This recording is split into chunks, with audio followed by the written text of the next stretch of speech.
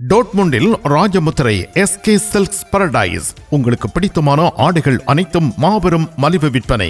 ஒவ்வொரு சனிக்கிழமையும் அதிவிசேட மலிவு விற்பனை. விஜயம் செய்யுங்கள் SK silks Paradise Dortmund. Tamil காட்சி ஊடகத்திற்கு நீங்கள் வழங்கி வருகின்ற ஆதரவுக்கு எமது நன்றியை தெரிவித்துக் கொள்கின்றோம். இதுவரையில் சப்ஸ்கிரைப் செய்யாது இருக்கின்ற உறவுகள் தயவு செய்து சப்ஸ்கிரைப் செய்து உங்கள் ஆதரவை தமிழ் காட்சி ஊடகத்திற்கு வழங்கிக் கொள்ளுமாறு மிக்க அன்போடு வேண்டிக் கொள்கின்றோம். மிக்க நன்றி.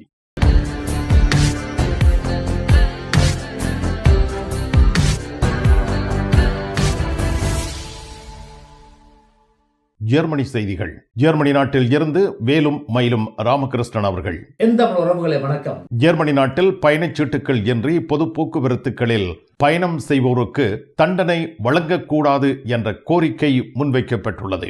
ஜெர்மன் நாட்டில் பிரயாண அட்டை இன்றி பொது போக்குவரத்தில் ஈடுபடுகின்றவர்கள் தொடர்ந்து இவ்வையான சட்டவிரோத நடவடிக்கைகளை மேற்கொண்டால் இவர்களுக்கு நீதிமன்றத்தினால் தண்டனை வழங்கப்பட்டு வருவது விடயமாகும். இதேவேளையில் கடந்த காலங்களில் இவ்வாறு சட்டவிரோதமான முறையில் பொது போக்குவரத்தில் தகுந்த பிரயாண அட்டை அன்றி பிரயாணம் செய்தவர்களுக்கு நீதிமன்றங்களால் தண்டனை வழங்கப்பட்டு வருவதாக தெரிய வந்திருக்கின்றது. அதாவது இது ஒரு குற்றவியல் சம்பவமாக இதுவரை கருதப்பட்டு வந்திருக்கின்றது. தற்பொழுது ஜெர்மன் நாட்டினுடைய நீதி மந்திரியானவர் இவ்வையாக தகுந்த பிரயாண அட்டை இன்றி பொது போக்குவரத்தில் ஈடுபடுகின்றவர்கள் தகுந்த அதிகாரிகளால் இனங்காணப்படும் பொழுது இது ஒரு சட்டவிரோதமான செயற்பாடாக எடுக்கக்கூடாது என்று குறிப்பாக நீதிமன்றங்களுடைய வழக்கு விசாரணைக்கு உட்படுத்தப்பட்டு இவர்களுக்கு தண்டனை வழங்கக்கூடாது என்ற ஒரு சொற்பதத்தை தெரிவித்திருக்கின்றார். அதாவது என்கிரிமினலிசியர் சொல்லப்படுகின்ற இது ஒரு குற்றவியல் சம்பவமாக கருதக்கூடாது என்று அவர் கருத்தை வெளியிட்டுள்ளதாக தெரிய வந்திருக்கின்றது. அதாவது கடந்த காலத்தில் SPD கட்சியானது அந்த அரசாட்சி செய்த பொழுதும் இந்த விடயத்தை சட்டவிரோத செயற்பாடாக கருதக்கூடாது என்ற ஒரு நிலைப்பாடு எடுத்திருந்தது என்பது குறிப்பிடத்தக்கதாகும். இதேவேளையில் ஜெர்மனியின் சட்டத்தரணியல் சங்கமானது இவ்வையான வழக்கு விசாரணைக்காக ஜெர்மன் நீதிமன்றமானது வருடம் ஒன்றுக்கு 200 மில்லியன் யூரோக்களை செலவிட வேண்டிய சூழ்நிலை உள்ளதாகவும் இதேவேளையில் நீதிபதிகள் வேறு வழக்கு விசாரணைகளை மேற்கொள்ள முடியாது. இது சம்பந்தமான வழக்கு விசாரணைகளில் கூடிய கவனங்களை செலுத்துகின்ற காரணத்தினால் பல சுமைகள் ஏற்பட்டு வருவதாகவும் சுட்டிக்காட்டியிருக்கின்றது. ஜெர்மனி நாட்டில் அகதிகளாக உள்ள சிறிய நாட்டவர்களின் 80% அவர்களது சொந்த நாட்டுக்கு அனுப்புவதற்கு முடிவுகள் மேற்கொள்ளப்படுகின்றன.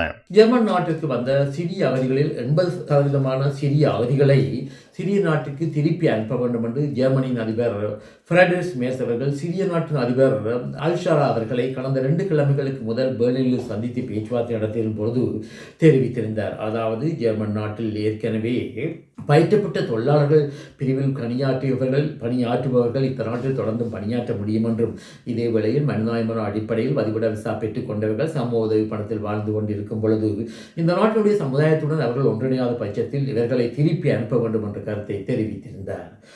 இதே வேளையில் ஜெர்மன் நாட்டுக்கு வந்த பல இலட்சம் சிறிய நாட்டவர்களில் 60%க்கும் மேற்பட்டவர்கள் வேலை செய்வதாக தெரிய வந்திருக்கின்றது. அதாவது ஜெர்மன் நாட்டினுடைய சுகாதார காப்புறுதி திணைக்களத்திற்கு காப்புறுதி பங்களிப்பு மற்றும் ஓய்வூதிய திணைக்களத்திற்கு ஓய்வூதியத்திற்கான பங்களிப்புகளை வேலை செய்து வருவதாக தெரிய வந்திருக்கின்றது. இதே வேளையில் ஜெர்மன் நாட்டினுடைய சுகாதார காப்புறுதி திணைக்களத்தினுடைய கருத்தின் பிரகாரம் சிறிய நாட்டவர்கள் தொடர்ந்து இந்த நாட்டில் வசிக்கும் பொழுது அவர்களால் இலகுவான முறையில் வேலையை பெற்றுக்கொள்ள முடியும் என்றும் குறிப்பிடப்பட்டிருக்கின்றது. இதே வேளையில் இவ்வாறு லட்சக்கணக்கான சிறிய நாட்டவர்களில் கடந்த ஆண்டு மட்டும் 3 லட்சம் சிறிய நாட்டவர்கள் ஜெர்மன் நாட்டு பிரஜா உரிமையை பெற்றுக் கொண்டதாக தெரிய வந்திருக்கின்றது. இதே வேளையில் தற்பொழுது ஜெர்மனியின் அகதிகளுக்கான சமஸ்டி அலுவலகமானது மனிதாயமான அடிப்படையில் வதிவிட விசாவை பெற்றுக் கொண்டவர்கள் தமது சொந்த நாட்டிற்கு திரும்பி சென்றால் பின்னர் ஜெர்மன் நாட்டுக்கு வந்தது என்பது அவர்களுக்கு அறியப்படுத்தப்பட்டால் இது சம்பந்தமான விசாரணைகளை முடக்கிவிட்டுள்ளதாக தெரிய வந்திருக்கின்றது.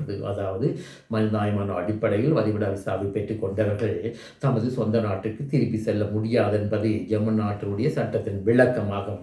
இந்த சட்டத்திற்கு எதிரான முறையில் இவ்வாறு தமது சொந்த நாட்டுக்கு திருப்பி சென்றவர்களுக்கு இவ்வையான விளக்க கடிதங்களை சமஸ்டி அலுவலகங்கள் அனுப்பி வைத்துள்ளதாக தெரிய வந்திருக்கின்றது. குறிப்பாக இலங்கையை சேர்ந்தவர்களுக்கு கூட அவர்கள் சொந்த நாட்டுக்கு திரும்பி சென்று போய் மீண்டும் இந்த நாட்டுக்கு திரும்பி வந்துள்ள நிலையில் இவ்வையான வீடரூஃப் என்று சொல்லப்படுகின்ற இவர்களுக்கு ஏற்கனவே வழங்கப்பட்ட மனிதாயமான அடிப்படையிலான வதிவிட விசாவை மீள பெற்றுக்கொள்வதற்கான சில விளக்கங்களை இந்த தனிப்பட்ட விண்ணப்பதாரியிடமிருந்து கோரியுள்ளதாக தெரிய வந்திருக்கின்றது. ஜெர்மனியில் உங்கள் நண்பன் கோபரா ஞானம் நாகரிக நங்கிற்கும் ஆடவருக்கும் ஏற்ற நவீன ரக புடவைகளை ஜெர்மனியில் நாள்தோறும் அறிமுகம் செய்யும் கோபரா ஞானம் ஸ்தாபனத்தில் தரமான ஆடை திணுசுகளை எப்பொழுதும் மலிவு விலைகளில் பெற்றுக் கொள்ளலாம் என்பதை மறந்து விடாதீர்கள். கோபரா ஞானம் டாட்மண்ட்.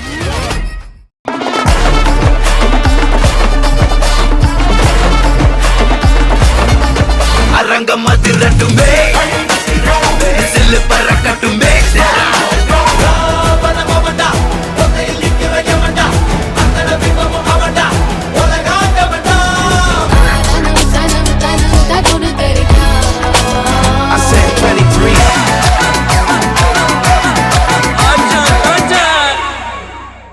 ஜெர்மனி நாட்டில் 18 வயதுக்கு மேற்பட்டவர்களுக்கு இலவசமான பிரயாண அட்டை வழங்கப்பட உள்ளது.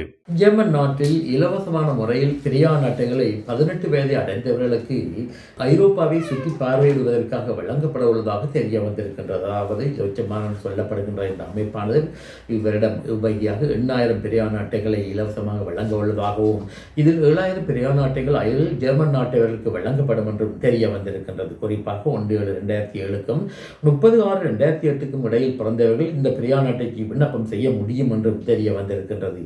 கடந்த காலங்களில் இந்த பிரயாண அட்டைக்கு மொத்தமாக 1.9 மில்லியன் பேர் விண்ணப்பம் செய்ததாகவும் இவ்வாறு விண்ணப்பம் செய்தவர்களில் 4,30,000 பேருக்கு இந்த பிரயாண அட்டைகள் வழங்கப்பட்டதாக தெரிய வந்திருக்கின்றது. அதாவது கூடுதலானவர்கள் இந்த பிரயாண அட்டைக்கு விண்ணப்பம் செய்வதாகவும் இதே வேளையில் குறைந்த அளவு பிரயாண அட்டையை வழங்கப்பட்டு வருவதால் இந்த பிரயாண அட்டையை குழுக்கள் அடிப்படையில் வழங்கப்படுவதாக தெரிய வந்திருக்கின்றது. இதே வேளையில் இந்த பிரயாண அட்டைக்குரிய விண்ணப்பம் செய்யும் கால அவகாசமானது 22 ஏப்ரல் இரவு 12 மணியுடன் முடிவடைவதாகவும் சுட்டிக்காட்டப்பட்டிருக்கின்றது. இனி உலகச் செய்திகள். இலங்கையின் மன்னார் பிரதேசத்தில் சட்டவிரோதமான முறையில் மீன்பிடி தொழிலில் ஈடுபட்டார்கள் என்ற சந்தேகத்தின் அடிப்படையில் 10 இந்திய மீனவர்கள் இலங்கை கடற்படையினரால் கைது செய்யப்பட்டு மன்னாருக்கு அழைத்து வரப்பட்டுள்ளதாக செய்திகளில் தெரிவிக்கப்பட்டுள்ளது. அண்மை காலங்களாக இந்தியாவிலிருந்து சட்டவிரோதமான முறையில் இலங்கை கடற்பரப்பில் வந்து இவ்வாறு மீன்பிடி தொழிலில் ஈடுபடுகின்ற பலர் கைது செய்யப்பட்டு வருவது வழமையான நிகழ்வாக நடைபெற்று வருகின்றது. இந்தியாவில் இந்திய அரசாங்கத்துக்கு எதிராக சமூக வலைத்தளங்களூடாக அவதூறான பிரச்சாரங்களை மேற்கொள்வதற்கு எதிரான நடவடிக்கையை இந்திய அரசாங்கம் துரிதப்படுத்தியுள்ளதாக தெரிய வந்திருக்கின்றது. அதாவது சமூக வலைத்தளங்களூடாக இவ்வாறு அவதூறான பிரச்சாரங்கள் அரசாங்கத்துக்கு எதிரான கருத்துக்களை வெளியிடுகிறவுடைய கணக்குகள் முடக்கப்படும் என்றும் புதிய சட்டத்தில் தெரிவிக்கப்பட்டுள்ளதாக சில பத்திரிகைகளில் செய்தியாக தெரிவிக்கப்பட்டிருக்கின்றது. அண்மை காலங்களாக மோடி அரசாங்கமானது இவ்வாறு பாரதிய ஜனதா கட்சிக்கு எதிரான பிரச்சாரங்களை மேற்கொள்கின்ற சமூக வெள்ளை பயனாளர்களுக்கு எதிரான நடவடிக்கைகளை மேற்கொண்டு வருவது என்பது குறிப்பிடத்தக்க விடயமாகும். கடந்த காலங்களில் எக்ஸ் கணக்கின் ஊடாக அவதூறான பிரச்சாரங்களை மேற்கொண்டவர்களுடைய பல கணக்குகள் முடக்கப்பட்டுள்ளது என்பதும் குறிப்பிடத்தக்கதாகும். இந்தியாவில் பல இவ்வாறான இன்ஃப்ளூயன்சர்கள் பல லட்சக்கணக்கான வாடிக்கையாளர்களை வைத்திருக்கின்ற நிலையில் அவர்களுடைய கணக்குகள் இந்த நடவடிக்கைகளில் ஈடுபட்டால் மூடப்படக்கூடிய அபாயம் உள்ளதாக சுட்டிக்காட்டப்பட்டுள்ளது. மிக்க நன்றி வேலும் மயிலும் ராமகிருஷ்ணன் அவர்களே. மீண்டும் சந்திப்போம். வணக்கம். அதெல்லாம் இருக்கட்டுமாப்பா, வீட்டு டிடி பாக்ஸ் இருக்கோ என்ன இல்லையோ? எனக்கு விசாக்கு முதல் டிடி பாக்ஸ் இருக்கும் இல்ல? சரி, ஓகே, பாய். நைட் எடுக்கிறேன் என்ன? சரியா? இங்க என்னடா வாங்கி விற்கிறாராம்? என்ன இப்போ உலகம் டிடி பாக்ஸ் எல்லாம் இருந்திருக்கு? இல்லை, அவர் என்னன்னு சொன்னா ஃபுட் சிட்டி வச்சுக்கிறாரு தானே, இப்போ கொஞ்சம் பிஸியா இருப்பார். அவர் வீட்டை டிவியும் பாக்குறீங்கள, அப்ப இப்ப நான் போறேன் தானே, இப்ப வாங்கி விற்பேன்.